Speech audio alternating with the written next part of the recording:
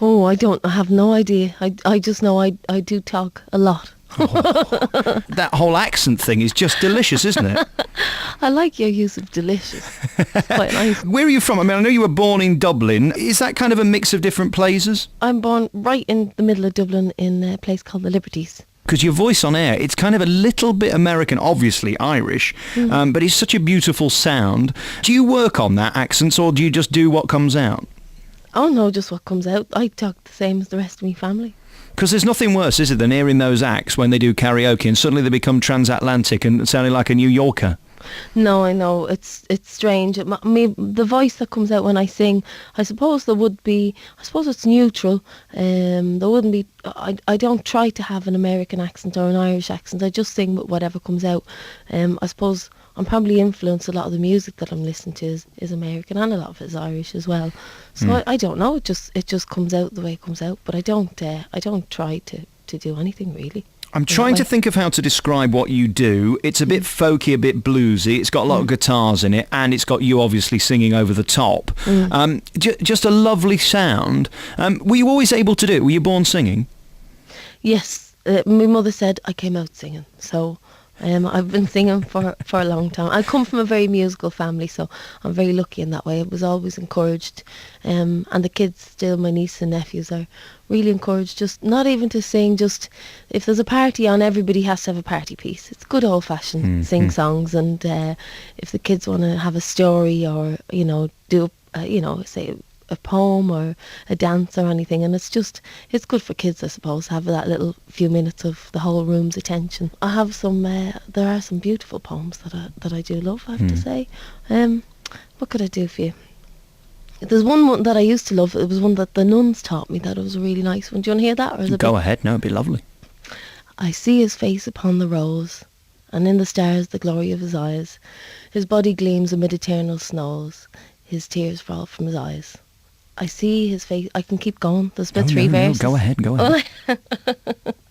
I could listen to you all day, love. Don't you worry about that. I see his face in every flower. The thunder and the singing of the birds are but his voice. I'm gone now. Don't worry. Why don't you put that to music? I was thinking more along the lines of I stood on the bridge at midnight, my lips were all a quiver, I gave a cough, my leg fell off and floated up the river. You gave a much more classy version. I love that better. I can't remember the one, God, the nuns would kill me if they were listening to me now. Isn't that terrible? That's lovely, isn't it? I like your one. That's Mary had a little lamb, her father shot it dead, now it goes to school with her between two chunks of bread. There's a nice one. Do you want any more? Tell me about the nuns. I mean, did you end up going a bit square for a while? Because I always imagine that there ain't much laughing going on when there's nuns and monks involved. Oh no, the nuns are great. I went to school, just the Holy Faith convent school in the Coombe, all girls school, and it was great. Same as any. Well, to be honest with you, I hated school, but same as any school. Nuns are the same as normal people. Some of them were absolutely miserable, and some of them were absolutely hilarious, same as anybody else. So. How old were you before you first met a boy then? About 18, 19 or something? My parents were very strict on me. They said I had to finish my studies, so it taught me to be sneaky. Well, I was going to be really inappropriate and ask you out on a date, but I don't know now. I might scare you. I'm Ginger for a start. Have you ever seen one of those before? You what? Ginger. Oh, are you? Oh, I like red hair. I think it's gorgeous. Really? Yeah, I have a nephew with really, really gorgeous red hair, and he's beautiful. I love red hair. I'm in with a chance then. So no, you're not, because I'm married and my husband's huge and he'll kill you. Never mind about that. Let's not let semantics get in the way of a good interview. You've been working with so many brilliant people, from U2 to Eric Clapton to Van Morrison, Scissor Sisters, Lionel Richie. Across the board, people seem to think you're quite good. Is that a nice compliment? Yeah, it's great. It's really nice, especially when you're. I mean, I haven't worked at U2 or Scissor Sisters. Some of them things people put on there, and you're passing each other by on stages and saying hello. But I have been absolutely delighted to work with some fantastic people. So which one of those are true then? Let's cross them off the list. U2, did you work with those? No, they said we shared a stage with each other because we're on a TV show together. Well, that's rubbish. That's like me saying I did the Radio 2 breakfast show and I handed Terry Wogan a coffee. I mean, you can't say that. No, I know. Let's get... But we did pass... I did have a good laugh, but yeah, get rid of that. Just get rid of that, yeah. Let's move on. Yeah, so we have... I did get to work with Jeff Beck, and I've been working with him, and that's a fantastic name, as people say, to work with. But for me, it's the person. He's absolutely fantastic and unbelievably talented and a gem. I mean, England should be absolutely delighted to have him living and breathing in this country. He's so talented, and I was delighted to be asked to sing on his album Emotion and Commotion.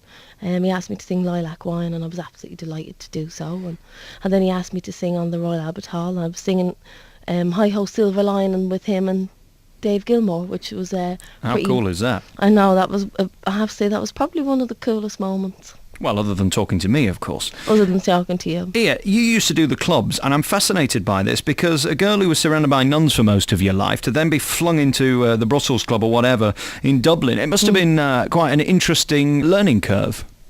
Yeah, it was great. It was absolutely brilliant. I was very young to be going there, but I went with my brothers and sisters, so they took care of me, and all the musicians were really good. I think a lot of them kind of took me under their wing because I was so young. I suppose it was quite unusual to see a 16-year-old singing blues, with her eyes shut, and they were really sweet. I did see an awful lot. And there was an awful lot of good fun, and there was nothing nasty or anything. It was great fun. Very finally, the one man that you have caught the attention of is Jules Holland, and let's face it, if you're a proper musician, you want his approval, don't you? He thinks you're very good. When you get on a show like that, does it make you realise you've arrived? No, it didn't make me realise I'd arrived. I was just... I was very nervous, and I was very happy to be asked to be on it. I did realise how important the show was, so that's what made me nervous. I thought, God, I hope I don't fall down or anything stupid, and you start thinking irrational thoughts like that. But to get the thumbs up from Jules Holland alone, whether being on the show or not, was absolutely brilliant for me, because I've been a fan of his for many, many years. He's a terrific musician and a terrific champion in music. And that show itself as well is brilliant. So he asked us on the radio show first, which I was delighted to be on, and ever since we went on that and the TV show, it all went absolutely crazy. Imelda, I love you very much. Your sound is totally unique and brilliant and proper music. Go and get the new album, which is called... Mayhem. Thank you. And if we can plug your website, it is... Oh, that's me, imeldamay.com. Yeah, you see, this will sound great when it edits together. No, the idea is, you see, I do the setup, then you do the plug, then none of us can get in trouble, can we? I'm a big fan of yours, and will you come on again? Yes, I'd absolutely love to. Very nice. And no chance of you becoming Imelda Belfield then, or anything like that? No? Well, you can talk to my husband. All right. No, I don't want to tell you. He's the last person I want to speak to. Take care of yourself.